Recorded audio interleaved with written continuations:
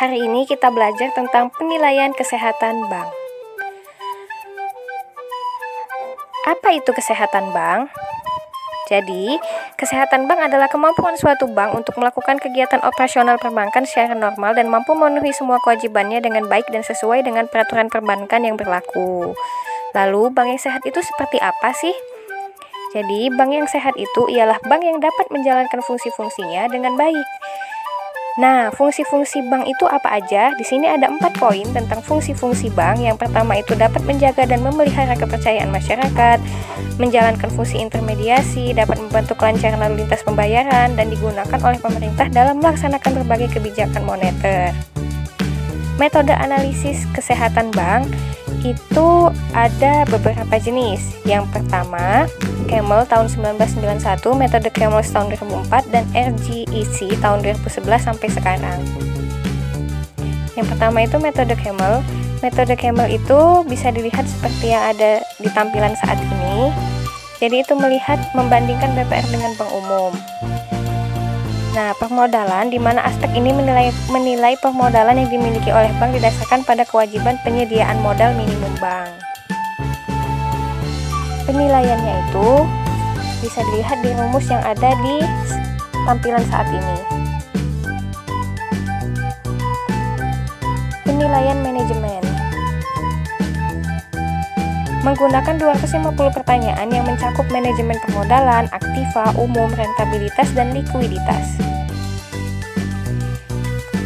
Earningnya itu menggunakan ROA atau rasio laba terhadap total aset, dan BOPO atau rasio beban operasional terhadap pendapatan operasional.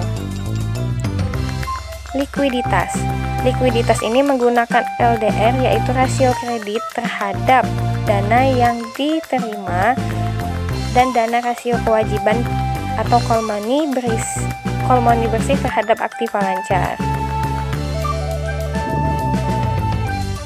Yang kedua itu metode Camels. Metode Camels ini ada tentang aset, manajemen, earnings, capital, liquidity, dan sensitivity. Bedanya di sensitivity ya, dibandingkan dengan Camels yang di tahun 1991. Apa itu sensitif? Sensitivitas terhadap resiko pasar atau sensitivity to market risk.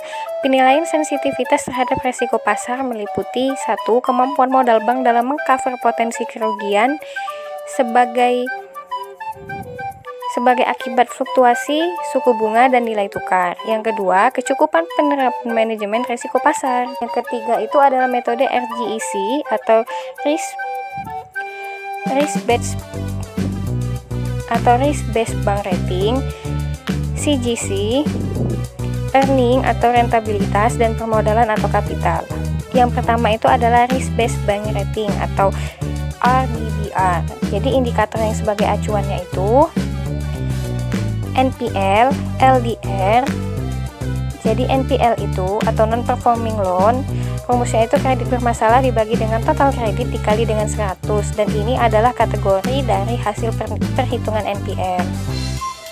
Yang kedua ada LDR atau loan to deposit ratio. Jadi rumusnya itu jumlah kredit yang diberikan dibagi dengan dana pihak ketiga dikali dengan 100.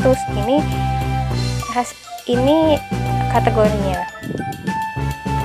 Nah, CGC dan GCG adalah good corporate governance. Jadi mencari laporan tahunan yang dipublikasikan dan menetapkan penilaian yang dilakukan oleh bank berdasarkan sistem self. Selanjutnya itu adalah earning atau rentabilitas. Jadi penilaian rentabilitas diukur menggunakan rasio return on asset atau ROA. Terakhir itu capital atau permodalan. Jadi penilaian terhadap faktor permodalan didasarkan pada rasio modal terhadap aktiva tertimbang. Rumusnya itu modal bank dibagi aktiva tertimbang dikali 100%. Nah, berikut ini adalah persentase bank umum di Indonesia berdasarkan aset perbankan di tahun 2017.